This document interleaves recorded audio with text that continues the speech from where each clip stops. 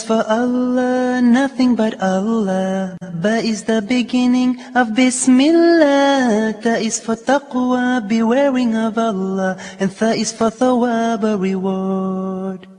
Ja is for Jannah, the garden of paradise. Ha is for Hajj, the blessed pilgrimage. Kha is for Khatam, the seal of the prophethood given to the Prophet Muhammad sallallahu alayhi wa sallam.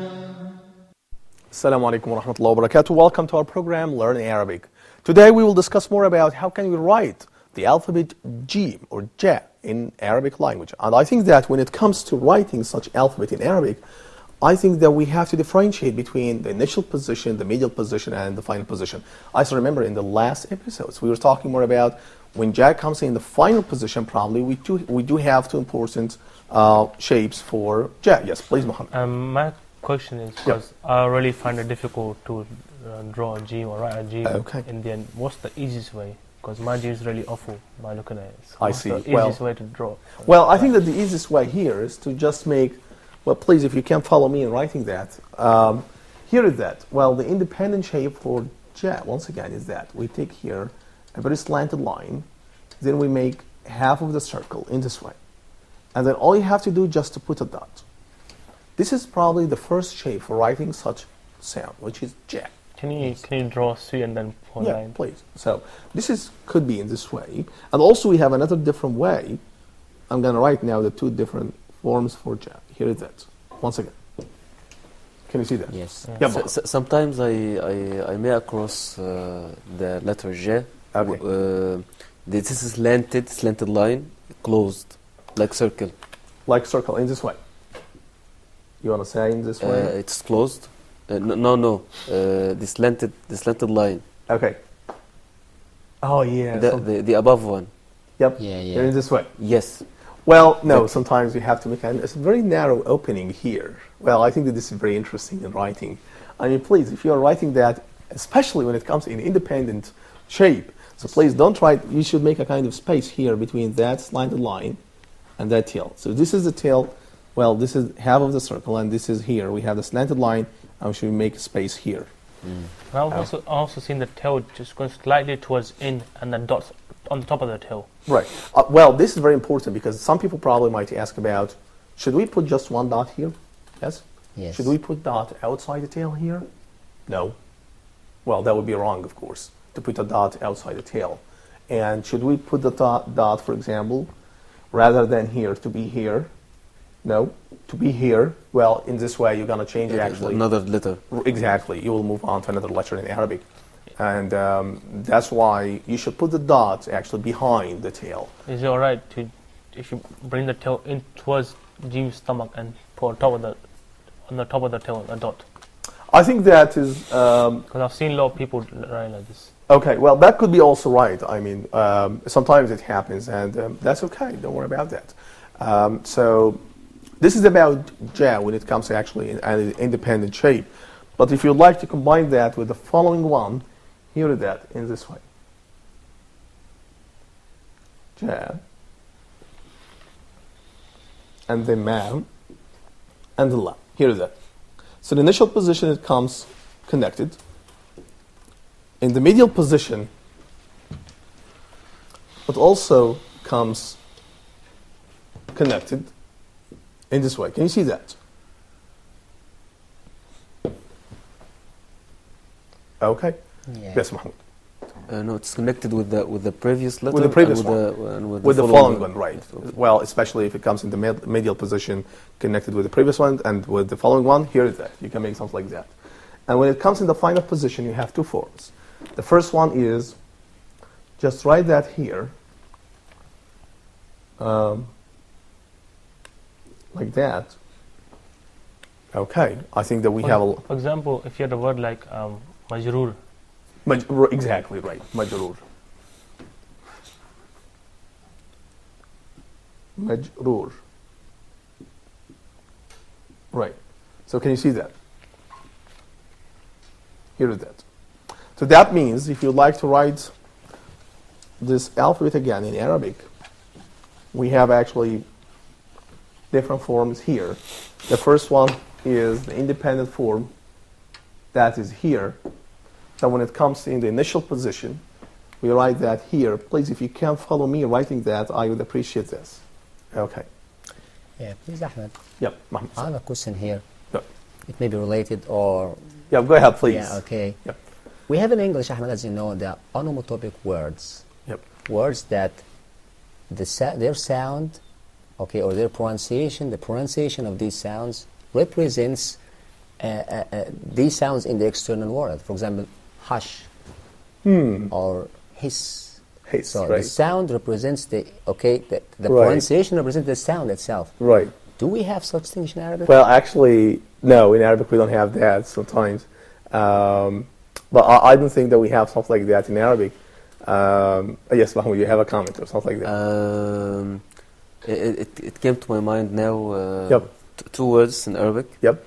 Or just it is one word, but it has two different meanings. Which is? Yeah. And and the word begins with the letter J. J. Jubn.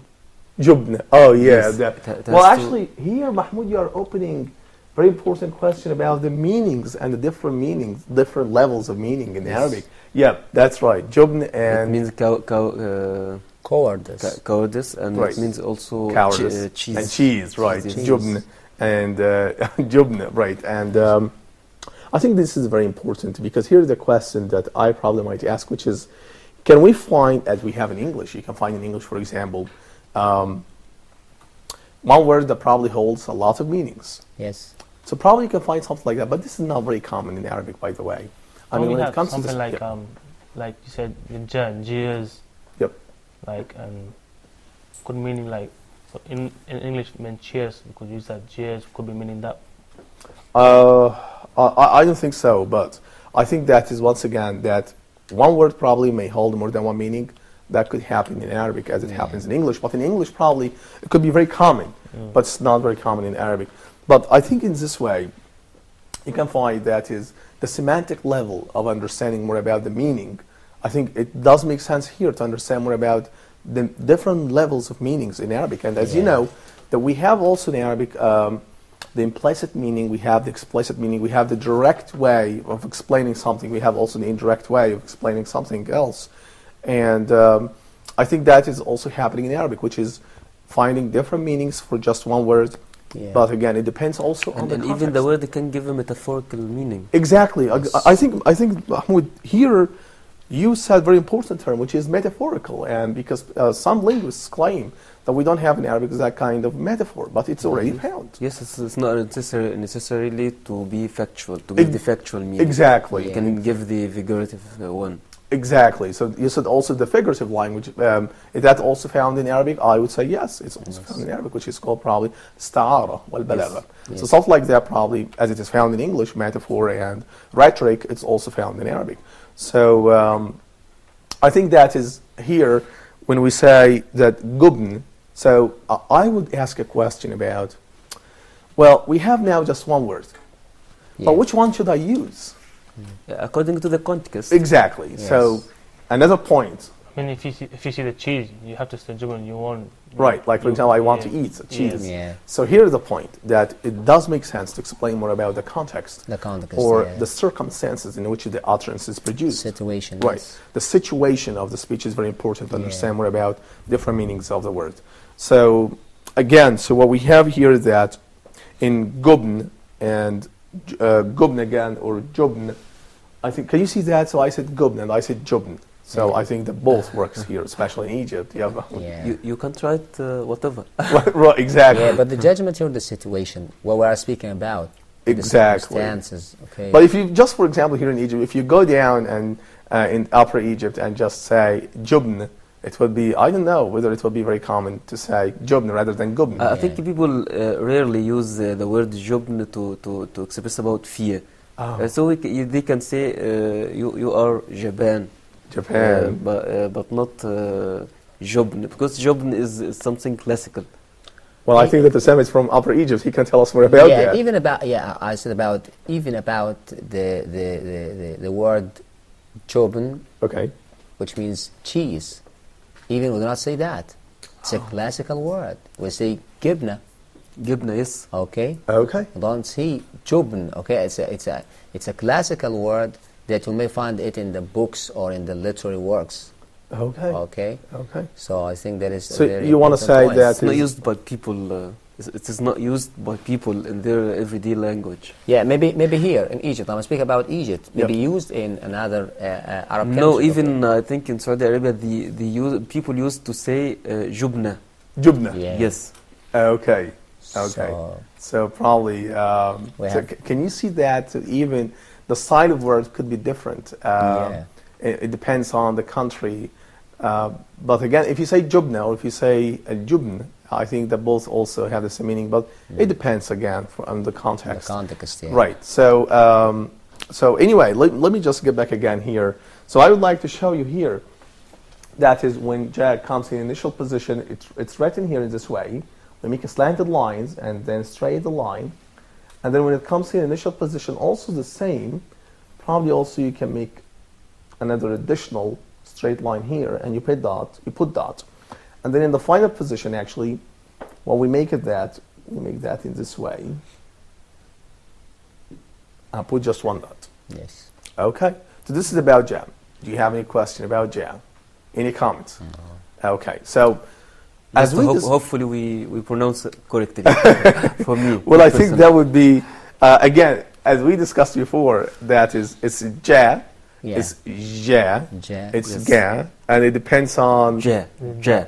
right? Ja. So as I said before, So it's it's pronounced ja. ja. Ja. Yes. Ja. I think that this is probably the optimal, the best way here is to say ja. But if you say, as I said before, if you say ga, I think probably it works. Yeah, it works, yeah.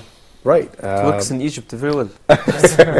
Well, in Egypt, yes, most Egyptians actually say ga rather than saying ja. If you want to uncover your personality when you come up go abroad, just say ga. Ga, right. Everyone will know this. You are from Egypt. Exactly. I think that we can discuss more about different dialects for ja, but after taking a break. Ladies and gentlemen, we're going to have a break. We will be right back.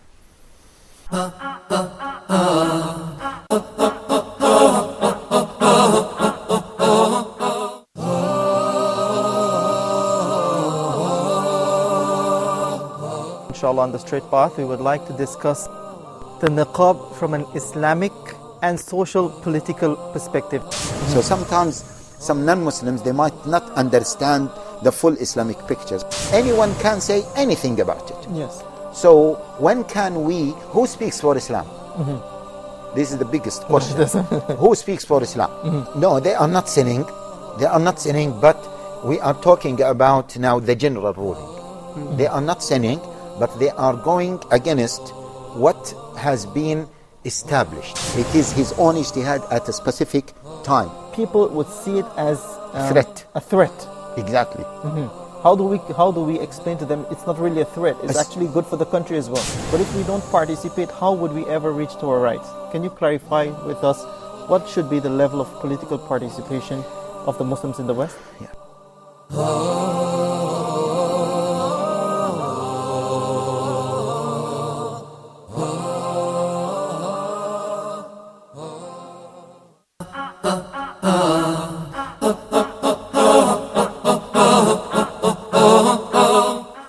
Assalamu alaikum wa rahmatullahi wa barakatuh. Welcome to the second part of Learn Arabic. I think that in the first part we were discussing more about how can we produce and write the alphabet ja. Now I would like actually to move on to the following letter in Arabic, which is ha. And by the way, ha is one of the most difficult letters that can be found in Arabic. I still remember, because my name is Ahmed, so the second letter of my name is ha. Yeah. So when I was in the US, a lot of people actually was very confused about the pronunciation of my name. They were saying Ahmad. Can you see that? So they are making a mixture between ha and ha. Yes, Mahmoud, please, you have a comment. I have a beloved friend of mine who's Englishman. Okay. And he told me we have the letter ha in English. This was the first time for me to know about it. Though I studied English. Oh, this is also my first time to hear something like that. Yes, and I told him, please give me an example.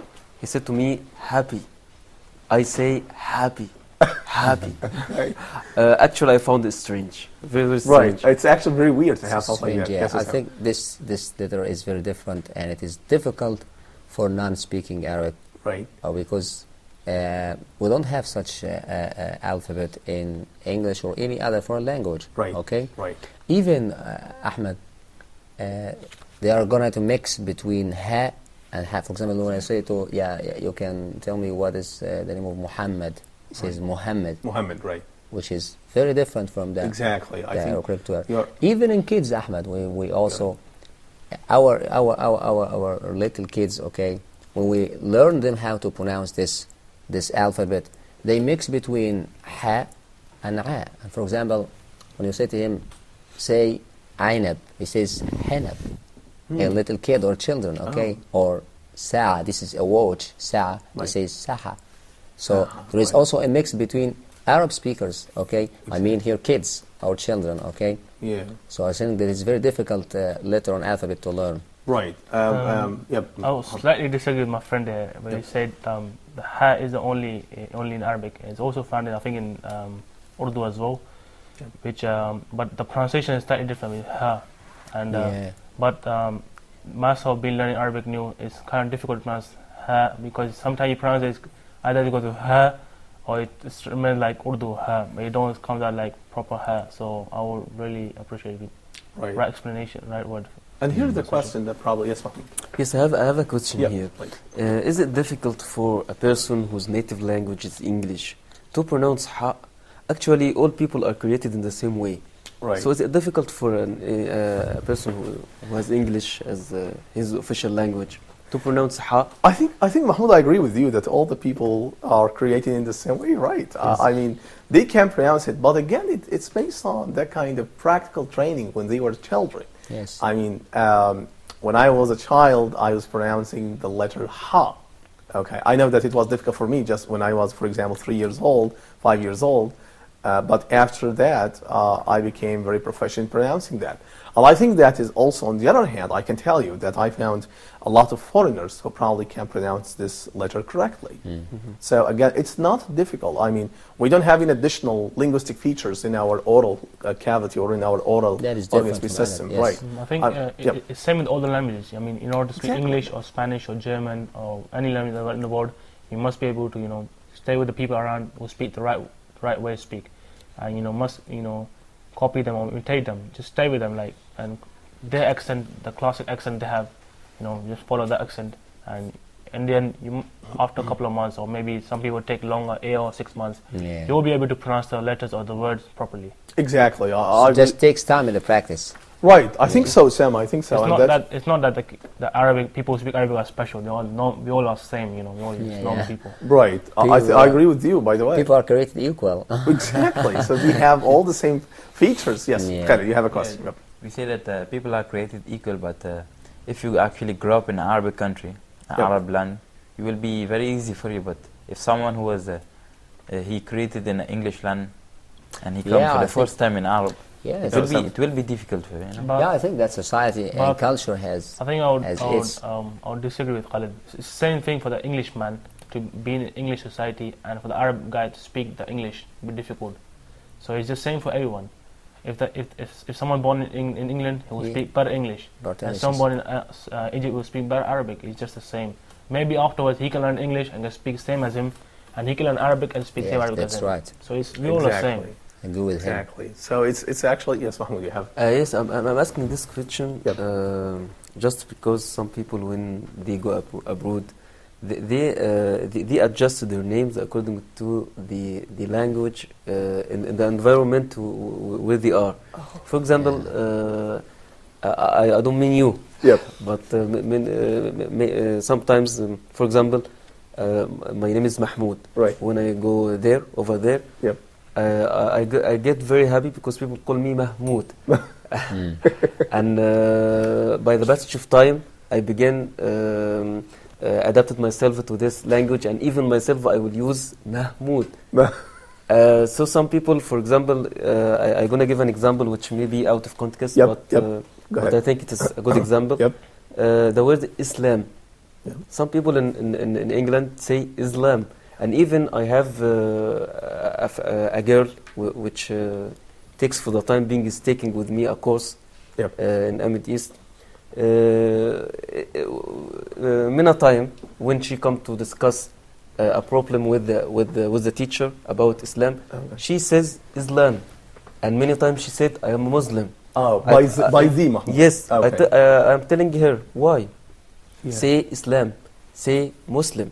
And by the way, she is not good at English to use such words. Okay. So you found that they are even changing the letters sometimes. From sa to that, something like that. It's the same for me, by the way. When I was in the US, I found people saying, sometimes they cancel even the sound ha from my name. So they say Ahmad rather than saying Ahmed. I had a similar experience, I say Muhammad, Mom. I first start from Muhammad, and it comes to Mo, M, and it just keep going short and short for them. They just keep reducing your name to Mo, then it goes M, and then Mo, and it's reducing your name. They don't really want to pronounce it. Difficult. Muhammad, right. That's why, Ahmed, I prefer what the translators of the Evil Glorious Quran now tends to do in transcribing words that do have the sound on the letter ha. So you recommend something like that to sound? Yeah. Okay. They differentiate between ha, and ha. They use the same letter, which is H in English. Okay. Okay. But they differentiate between H or between ha and ha, okay, by putting a dot or a slanted line on H. Or a short to differentiate between, this is ha, not ha. Or maybe they can add an extra letter, which is for her, H and A, means come slightly to her, and ha, just normal H. Yeah. I see that. Well, I think that's very important, again, here, to distinguish between ha and ha. Yes. Because when we read, people like me and people don't understand Arabic, read Quran, we look at translation, and sometimes it's just, for us, it's just the same thing, and we make a mistake like this. We go across ha, even we just go through like this. Right. So it's very difficult. So that's why we should make a kind of clear distinction between ha and ha. Yes. Right. Yep, Khalid.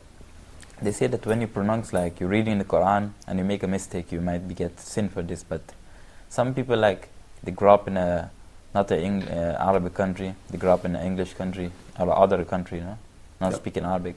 If they make this mistake, and they try to correct what they can, what about this? Well, I think that is the best way here, just to train and to practice a lot for producing that. I mean, in my humble opinion, they can pronounce this sound correctly, because as Mahmoud and Osama now contributed that, all of us are created in the same way. We have the same features. Probably they can find difficulty just from the very beginning, but after a while, they can pronounce it. And as Muhammad now said, Arabic speakers don't have 3 hands of extra tongue in their mouth. Exactly. Yes. Right. I think you're absolutely correct. I mean, you can produce all of them just if you practice doing that. It says practice makes you perfect. Right. Practicing makes you perfect. That's right. So I think that is also very important here, especially as Osama said, that a lot of translators today distinguish ha from ha by using any distinction, like, for example, putting dot below the H in order to distinguish it from ha. Yes, Khalid. I want to ask a question, but not concerning this. Yeah, sure, go ahead. It's like, I want to know that if you translate English into Arabic or Arabic into English, could you get the exact meaning? Well, I think that is, it depends on different levels of meanings, and I think that is in this way you can find, because probably one word in Quran does have a lot of meanings. Yeah. So, and it depends on the context. So I think that is, it's very important here to mention that even today we have a lot of translations for the meanings of Quran. Yeah. And every interpretation is different from one another, and that's why, but again, it depends on the context of the verse. Stuff like that. In my opinion, you can't get them. In some words, you do get them proper meaning. Yep. For example, Jabal is mountain and stuff like that. Easy words. But the one classic word, which is actually in Arabic, you cannot translate that. In order to understand them, you must learn Arabic. You must understand the Arabic language. I think Ahmed, this issue is totally different, and we do not have a. This issue is referred to in linguistics or in translation theories the equivalence or the issue of equivalence between English and Arabic in translation. We do not have a 100% equivalent between English and Arabic. I think, Osama, that the final word that we will say here today, because our time is running out now, is the equivalence of translation regarding the alphabets in Arabic. We will discuss more about that in the following episodes. My dear viewers, if you have any comments, any questions, any suggestions, send that to my email, brave107@yahoo.com. This is Ahmad Abdel Tawwab Sharaf Eldin. Assalamu alaikum wa rahmatullahi wa barakatuh. A is for Allah, nothing but Allah. Ba is the beginning of Bismillah. Ta is for taqwa, bewaring of Allah. And Tha is for Thawwab, a reward. Ja is for Jannah, the garden of paradise. Ha is for Hajj, the blessed pilgrimage. Kha is for Khatam, the seal of the prophethood given to the Prophet Muhammad sallallahu alayhi wa sallam.